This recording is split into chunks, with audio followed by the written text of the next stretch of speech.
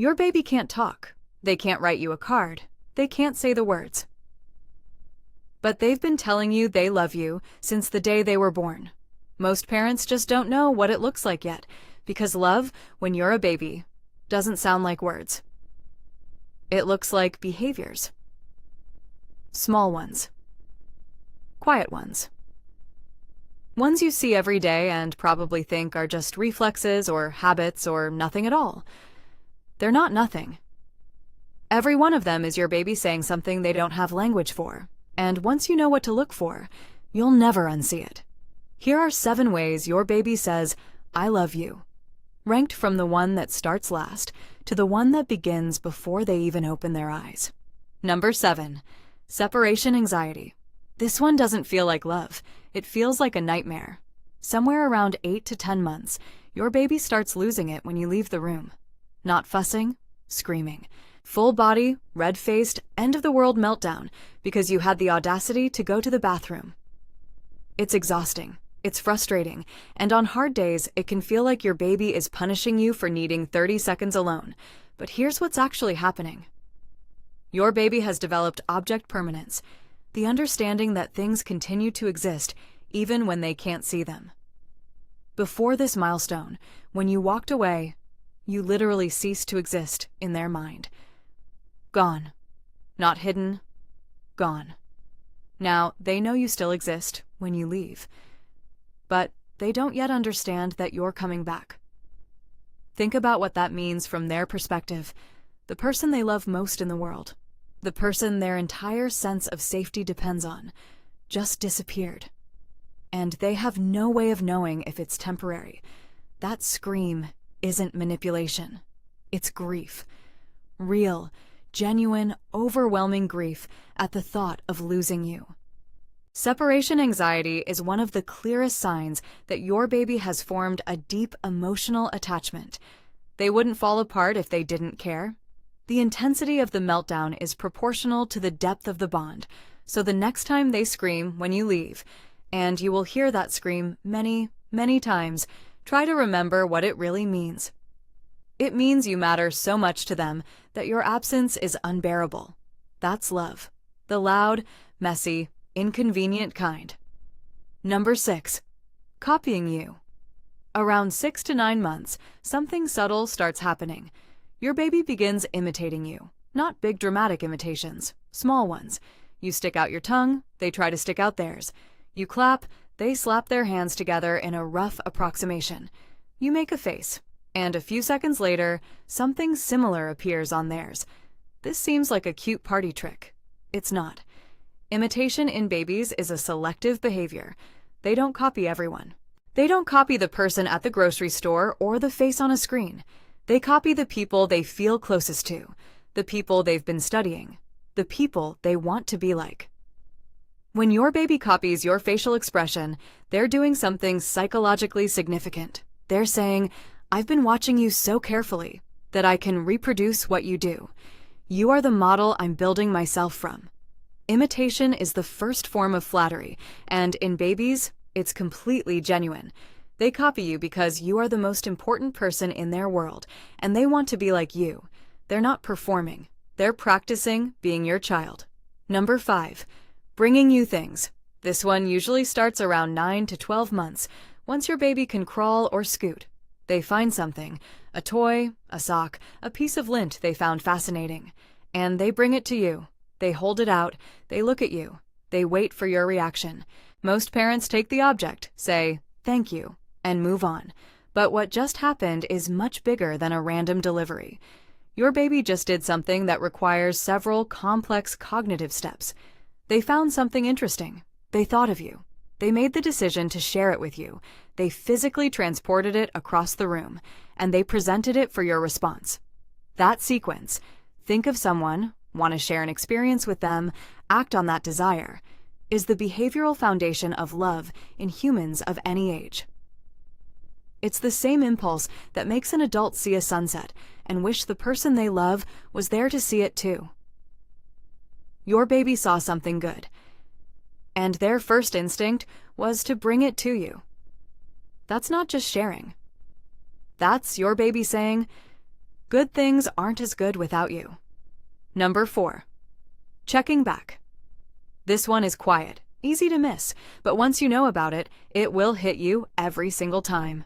When your baby is playing on the floor, exploring, doing their thing, watch their eyes. Every few minutes, they stop what they're doing and look back at you. Just a glance, a quick check. Then they go back to playing. Developmental psychologists call this secure base behavior. Your baby is exploring the world, but they're using you as their home base. Every glance back is a question. Are you still there?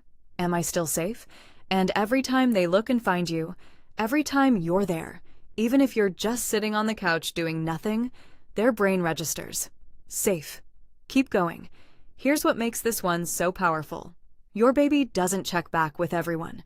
They don't glance at the babysitter or the grandparent or the stranger in the room. They check back with their primary attachment figure, the person their entire sense of security is anchored to. You, those quick glances that look like nothing. Those are your baby saying, "You are my safe place. You are my safe. I can be brave because I know you're there." And you don't have to do anything special to earn those glances. You just have to be there. That's the entire requirement. Presence. Number 3. Calming down in your arms. You've felt this one. Your baby is crying, maybe screaming. Someone else has been holding them, trying everything, bouncing, rocking, shushing. Nothing works. Then they hand the baby to you. And within seconds, the crying slows. The body relaxes. The breathing steadies. They press into your chest and go quiet. It looks like magic. It's not. It's neuroscience. Your baby's nervous system is tuned to you in a way it isn't tuned to anyone else. Your specific heartbeat, your specific scent, your specific way of holding them. Their brain has spent months encoding you as the signal for safety, and when that signal arrives, the stress response shuts down. No one else can do this the same way. Not the grandparent who loves them, not the experienced babysitter, not the pediatrician who holds babies all day. Your arms have a biochemical effect on your baby that no other arms on earth can replicate. When your baby calms down only for you, that's not clinginess. That's not a bad habit you need to break. That's the most primal, unfiltered expression of love and trust a human being is capable of. Their body is saying what their mouth can't. I am only fully safe with you. Number 2. Staring at your face. You already know this one. We've talked about it before. But it belongs here because it's one of the earliest and most consistent ways that your baby tells you they love you. From the very first weeks of life, your baby stares at you. Not at the mobile, not at the ceiling, at you, with a focus and intensity that can feel almost unsettling. They're not confused. They're not zoning out. They're doing the most important work of their early life, memorizing the face of the person who keeps them alive. But it goes deeper than survival. When your baby locks eyes with you, both of your brains release oxytocin, the bonding hormone, the love chemical. Their brain is literally generating love in real time every time they gaze at you. And as they get older, the staring doesn't stop. It just evolves. At 3 months, they stare to memorize. At 6 months, they stare to communicate. At 9 months, they stare to check if you're okay. At 12 months, they stare across a room full of people because your face is still the only one that matters. Other people get glances. You get the stare. That sustained, locked in, everything else disappears gaze is your baby saying, "You are the most important thing in my world. And I never get tired of looking at you." This starts in the first days of life and never really stops. It just becomes less obvious as they learn other ways to show it. But right now, in this window where staring is the main thing they can do, it's the purest form of love they have. Number 1, recognizing you before they can see you. This is the one most parents don't know about, and it starts before everything else. Before your baby can focus their eyes, before they can track movement, before they can distinguish colors or shapes, or even make out the details of your face. They already know you. Research has shown that newborns can recognize their mother's voice within hours of birth. because they've been listening to it for months in the womb. The muffled version of your voice has been the soundtrack of their entire existence before they even arrived. But it goes further. Newborns can recognize their mother's specific scent within days. Studies have placed breast pads from different mothers near newborns, and babies consistently turn toward the pad that carries their own mother's scent. Not any mother. Their mother. Your baby recognized you before they could see you. Before they knew what a face was. Before they understood that they were a separate person from you. The very first thing they ever knew about the world. Before light, before cold air, before hunger, before anything, was you. Your heartbeat, your voice, your scent. That recognition isn't learned behavior. It isn't a reflex. It's the earliest form of love that exists in human biology. A bond that started forming before birth and was already locked in by the time they opened their eyes. Every other sign on this list, the staring, the calming, the checking back, the bringing you things, the copying, the screaming when you leave, all of it is built on top of this foundation. Your baby loved you before they saw you. That's not a metaphor. That's what happened. And it's still happening. Every time they hear your voice across a room and turn toward it. Every time they smell your shirt and relax. Every time they startle at a noise and reach for you without looking, because they don't need to look. They already know where you are. You were their first experience of the world, and you were a good one. That's why they love you. Not because you're perfect, not because you always know what to do, not because you never make mistakes, because you were there, from the very beginning, before they even opened their eyes. And that was enough. It was always enough. So here's the full ranking. 7. Separation anxiety, the loud, messy proof that losing you is their worst fear. 6.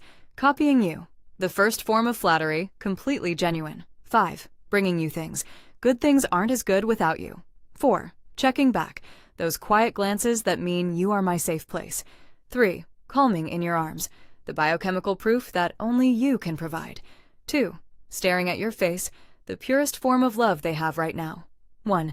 Recognizing you before they could see you, the bond that started before birth. Every single one of these is your baby saying the same thing in a different language. I love you.